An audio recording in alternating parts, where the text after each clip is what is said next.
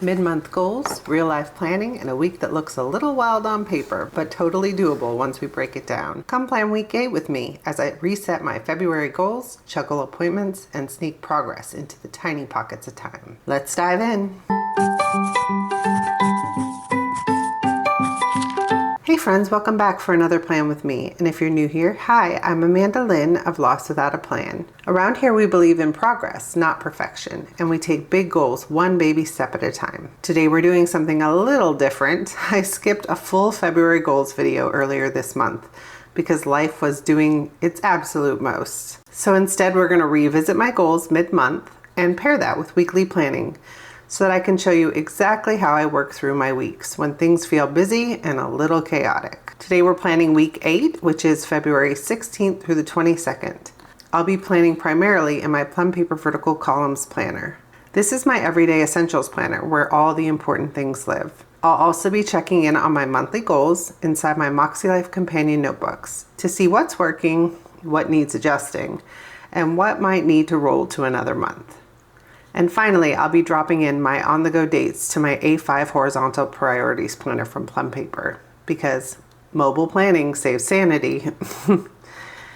It's currently late. The house is quiet. Everyone is home this weekend for President's Day. So we're officially in microwave minutes mode. That means getting things done in those tiny pockets of time where a normal human might just stand there and wait for the timer to go off. Sticker-wise, I'm leaning on my go-to, HanCanPlan. Today we're using journaling kit 188 called Bookish. I have a page here with torn washi strips, date headers, and functional boxes. I'm also pulling in the square boxes page from her standard weekly kit for a few art boxes and some functional strips. I also pulled this Cyber Monday freebie kit. It was a gift with purchase, but I figure I might need a little extra, so I might use it in my MäksēLife weekly actions or on the go planner. The color of the two sticker kits play really nicely together, which makes my planner loving heart very happy. I also have some color dot markers and my MäksēLife rainbow washi nearby, just in case. Before we jump in, a quick reminder that everything you see here will be linked in the description. And if you want to explore my freebie library or learn more about Momentum Made Simple, you can find all of that on my website. The link is down below. It's time to look back at the goals I set at the beginning of February. If you saw my February plan with me, you know that January was a lot. We were navigating school things with my daughter, several health things, all on top of the usual mom life layers. I just shared my quarterly goals in January, so this month I kept things simple and set my February goals privately. On the monthly spread, I've been tracking several numbers from my dietitian, but mainly I use this place to count daily walks, Pilates sessions, and weekly deficits. And I'll add up all of those things over here in the notes column. Currently, we're using the company's app and then also the Lose It app to gather that data. But on the last day of the month, I pull it all in. And to be honest, I'm a little scared to pull in the numbers this month. I am allergic to corn and I had a food allergy mix-up early in the month. So I've been dealing with inflammation since. But we're not quitting, we're just adjusting and continuing forward. On my goals page, I kept it simple as well. Reading 12 books, chipping away at those health goals, and finalizing tax prep are my main priorities. Plus I have a few fun things sprinkled in, like a girls' night and our 15th anniversary dinner later this month. Reservations are made, plans are brewing. Weekly reflections are still blank. I have not had the time or energy for a solid reflection, but I'm hoping that this week will be a little different. Now that we've checked in on how things are going, let's talk weekly actions. I'm almost done with the book club book, so finishing that up is my top priority. I also want to complete quiz number 2 for my personal goals and really settle into tax prep. I'm not usually forgetful, but this is one of those weeks where paper planning is doing the heavy lifting. Let's move into the Everyday Essentials Planner. A few weeks ago, I added a daily page here, and I loved it. The extra note space and the ability to flip past those messy days is very comforting. I didn't do it last week, but I'm gonna pull that in again this week. I'm gonna put on a little music while I drop in the backdrop, but I'll be back to chat through the plans.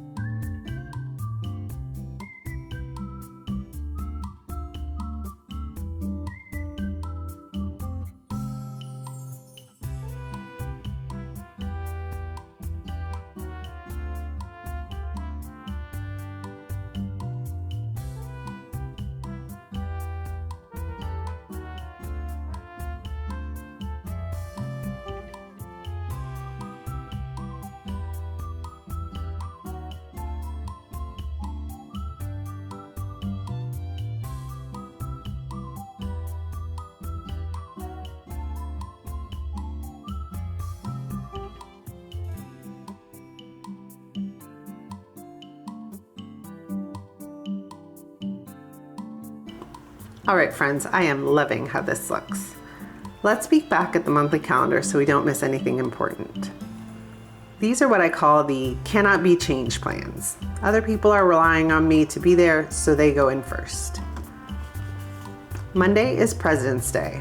So my kiddo is out of school, but I have a content meeting that we'll probably do on Zoom.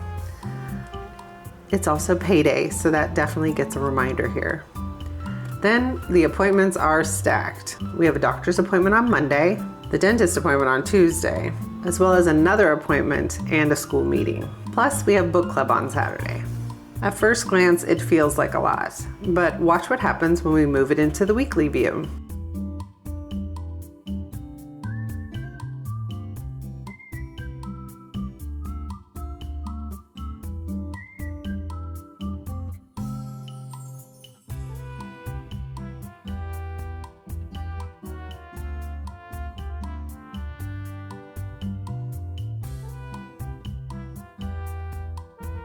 Voila! And just like that, an overfull calendar has been transformed into just a few tiny hours spread across the week. For me, that perspective shift is everything. As a nod to my favorite planner of old, the vertical priorities, I like to use the top of the page for my priority section. I use this to anchor tasks to specific days. For now, payday will go here. I'm also going to add a reminder to check my subscribe and save order before it ships out on Thursday. A Zoom call on Tuesday and our Ash Wednesday service. I'll also put in church on Sunday. These are the ideal plans, but if the week goes sideways, I've already given myself permission to let some of this go. Now we look at all the open pockets of time, not to fill them to the brim, but to drop in 15-minute baby steps so that we can make progress towards our goals. My biggest goal this week is finishing the book Salt. Let's aim that for Monday because Tuesday and Wednesday are bananas and book club is Saturday. I work from home every weekday with a big project coming on Thursday and Friday, but I also have pockets of time in the morning with a short mid-morning break, my lunch, and evenings. It may not seem like much, but those micro sessions add up. For health goals, I'd love to have my morning walks or Pilates, but sometimes it has to shift until after dinner. Instead of cluttering the top session and adding it again later, I've decided to track all my movement down at the bottom of the page. I like to get in 2 Pilates classes and 3 walks as the goal, but the days can stay flexible. To make this easier, I set 2 Google reminders every day. If the first one doesn't happen, the second one gives me another chance. Now it's time to drop in tax prep. It looks like the evening on Thursday will work. Plus, we will have to fit in a few sessions over the weekend.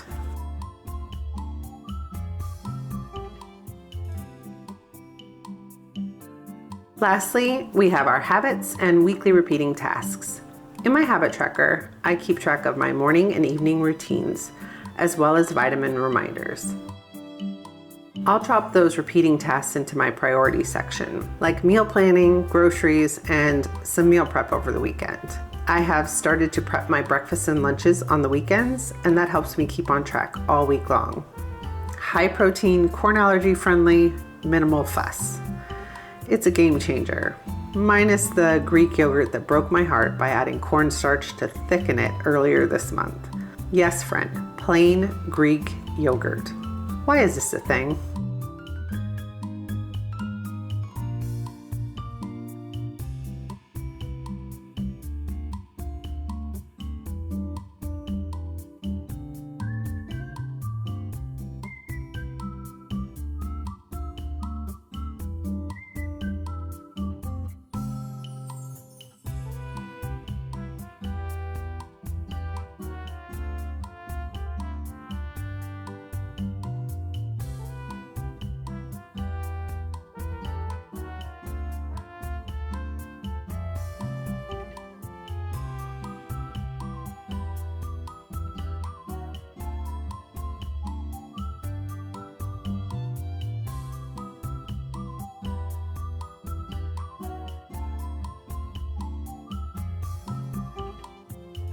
Okay, my main planner is set. Let's add the on-the-go dates to my A5 Plum Paper planner to give it a little flair.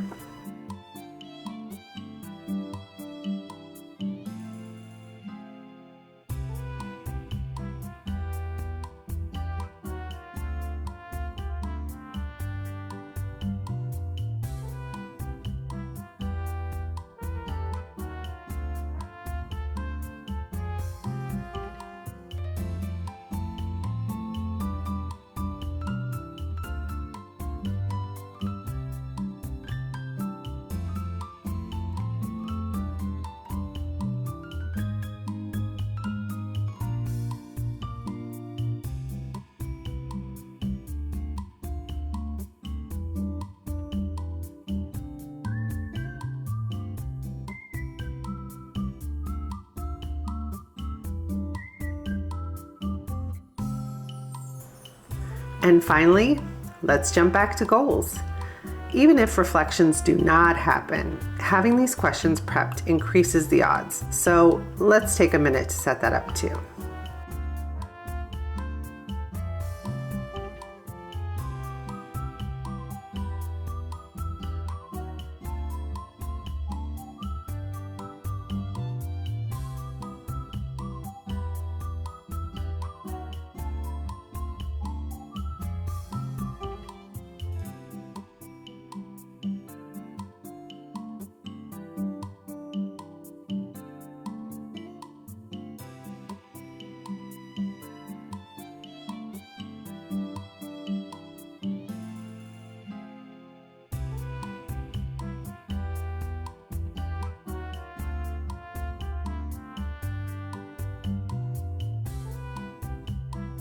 And that's a wrap on week 8.